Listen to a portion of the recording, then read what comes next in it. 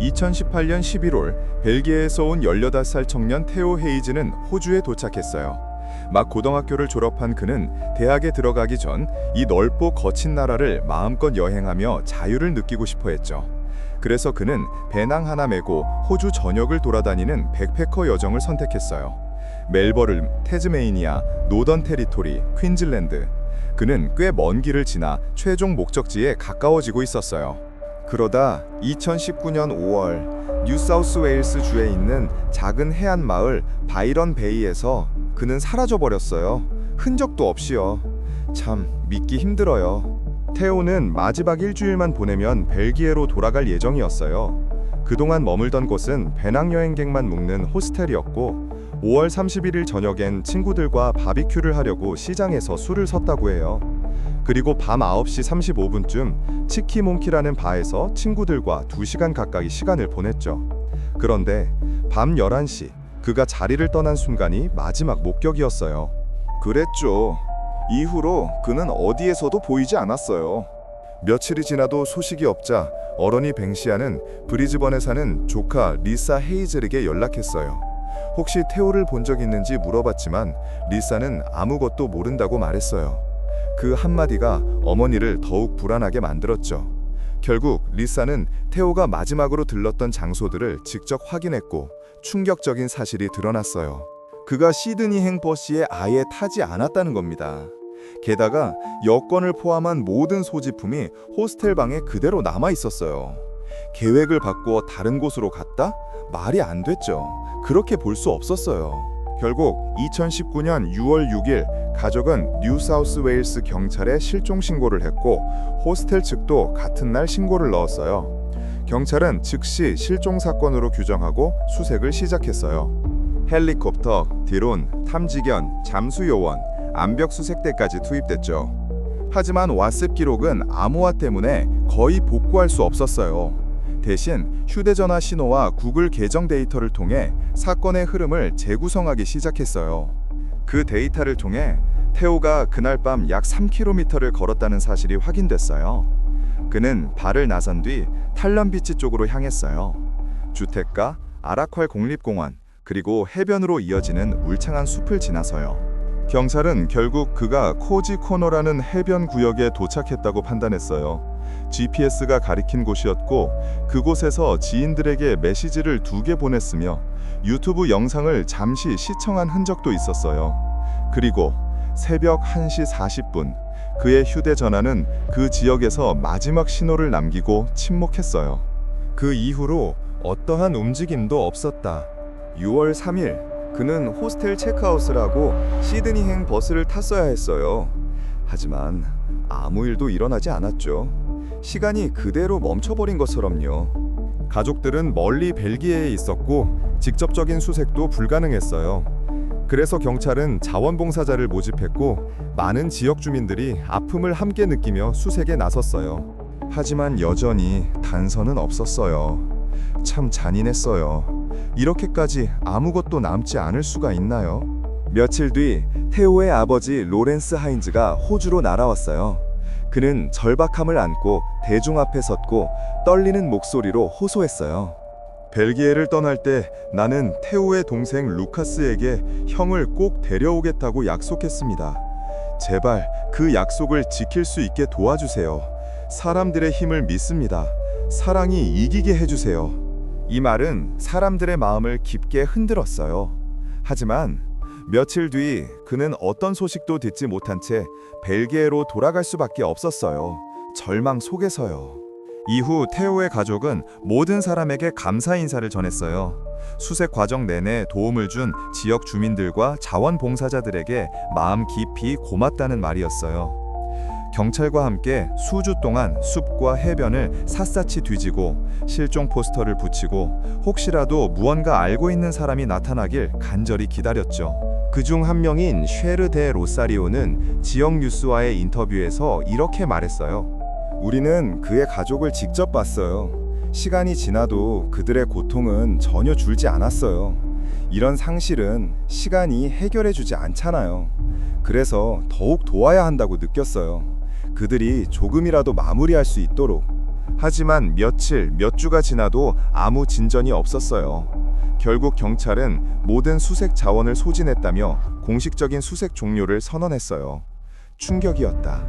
그런데 바이런의 주민들은 포기하지 않았어요. 많은 자원봉사자들이 테오의 휴대전화 마지막 신호가 잡혔던 바이런 비치와 탈런 비치 사이를 다시 뒤지기 시작했어요. 혹시라도 남아있는 단서가 있을까 하는 마음이었죠. 일부 주민들은 그저 테오가 자신의 정체성을 찾으려고 잠시 떠난 것일지도 모른다고 그렇게 믿고 싶어 했어요.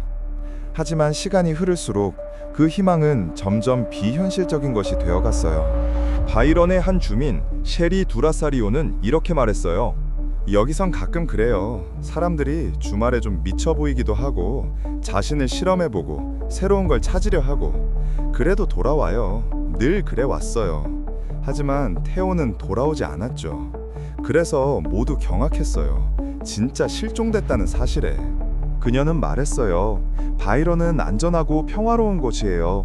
이런 끔찍한 일이 일어날 거라곤 아무도 생각하지 못해요. 2019년 9월 16일 당국의 공식 수색 종료 후 사건은 지역 법원으로 넘겨졌어요. 장기적 사법 절차를 감독하는 곳이었고 전문 조사팀이 다시 사건을 살피기 시작했어요. 누구든 관련 정보를 제보할 수 있도록 전용 웹사이트도 만들어졌어요.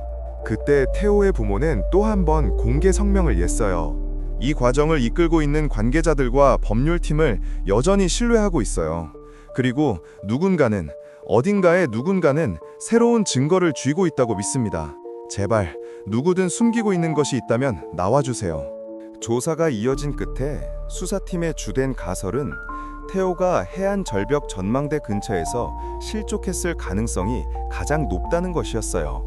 하지만 가족은 이 결론에 쉽게 받아들이지 못했어요. 테오의 가족 요청으로 굵직한 사건들을 다뤄온 기자 데이비드 머레이가 사건을 직접 조사하기 시작했어요. 테오가 사라졌을 당시 그는 검은 후드티, 회색 모자, 베이지색 바지, 검은 신발을 신고 있었어요. 그리고 실종 약 한 달 뒤인 2019년 7월 탈런 비치 덤불에서 그가 쓰던 것과 매우 비슷한 회색 푸마 모자가 발견됐어요. 자원봉사자들이 찾았고 가족은 그것이 테오의 것이라고 믿었어요. 하지만 DNA 검사 결과 그 모자가 정말로 테오의 것인지 확정할 수 없었어요. 경찰 대변인은 여전히 조사 중이며 검시관 보고서를 준비하고 있다고 말했죠. 2020년 5월 실종 1년이 지났을 때 그의 부모는 참담한 고백을 했어요. 그들이 믿고 싶지 않았지만 테오가 아직 살아있을 가능성은 거의 없다고요. 이게 말이 되나요? 하지만 그것이 현실이었어요. 그들은 페이스북 전용 페이지에 이렇게 썼어요. 그래요. 테오는 이제 이 땅을 떠났고 고래, 바다거북, 돌고래들과 함께 어딘가를 여행하고 있겠죠. 벨기에에서 온 소년이 호주에서 보낸 마지막 6개월이 그렇게 아름답고 좋은 사람들을 만난 시간이었다는 게 우리에게는 작은 위안입니다. 하지만 가족은 또 하나의 확신을 갖고 있었어요. 구글 위치 기록에 나타난 그 이상한 루트를 테오가 혼자 걸을 리 없다는 것. 사촌 리사는 단호하게 말했어요. 그날 밤 그는 도저히 혼자 선택할 수 없는 길을 걸었어요. 울창한 숲이었고 너무 위험했어요. 상상도 안 돼요. 혼자 갔다고는. 법정 심리학자 팀 와스는 더 충격적인 가설을 제시했어요.